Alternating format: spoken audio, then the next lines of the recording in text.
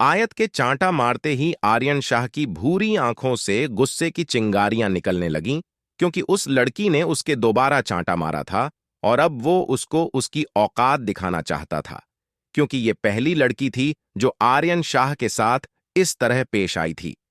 अब आर्यन ने गुस्से में उसकी तरफ कदम बढ़ाते हुए कहा, हाउ डेयर यू! तुम्हारी दो कोड़ी की लड़की की इतनी हिम्मत! तुम आर्यन शाह पर हाथ उठाओ। अब आयत को एहसास हुआ उसने कितनी बड़ी गलती कर दी है। उसने आर्यन शाह को चांटा मार दिया। अब आयत को अपनी सिचुएशन अंदाज हुआ कि वो आर्यन शाह की कैद में है और वो कोई आम आदमी नहीं है जो उसका चांटा खाकर खामोश हो जाएगा। और अब आयत ने जल्दी से रोकर हाथ जोड़ते हुए कहा, मुझसे बहुत बड़ी गलती हो गई। मुझे माफ कर दो। लेकिन अब आर्यन का इरादा उस लड़की को दोबारा माफ करने का नहीं था।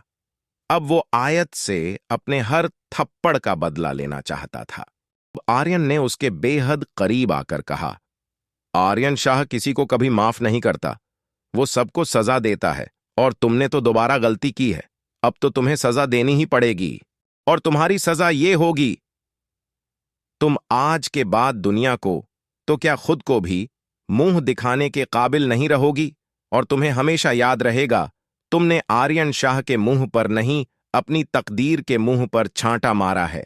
और जब आर्यन शाह आयत के करीब आया तो आयत को उसके अंदर से सिगरेट, परफ्यूम और शराब की मिली जुली महक आने लगी। और आर्यन आयत के इतने करीब था कि आर्यन की गर्म सांसें आयत के चेहरे पर पड़ रही थी।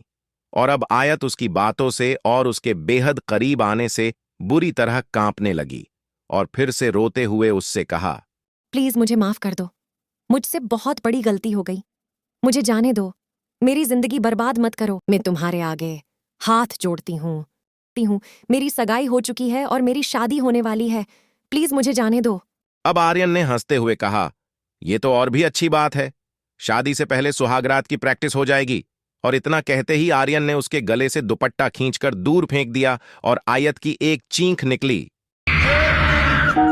और अब आर्यन ने आयत की एक नहीं सुनी और उसके होठों पर झुकता चला गया और आयत उसकी गिरफ्त में झटपटा कर रही थी और वो आयत को पैशनेटली किस कर रहा था।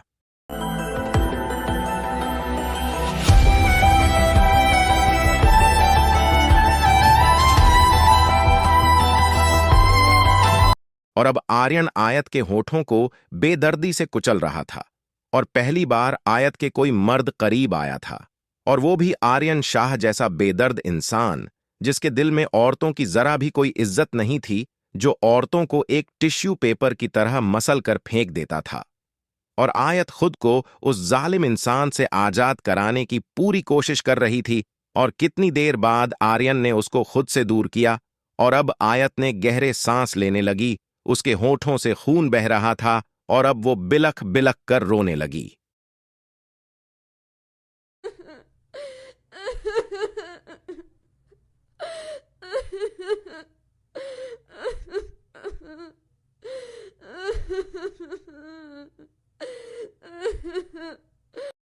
जैसे ही आर्यन ने आयत को आजाद किया, लेकिन अब उसके अंदर एक अजीब सी प्यास जाग उठी थी उस लड़की को छूने के बाद, जिसको वो खुद नहीं समझ पा रहा था।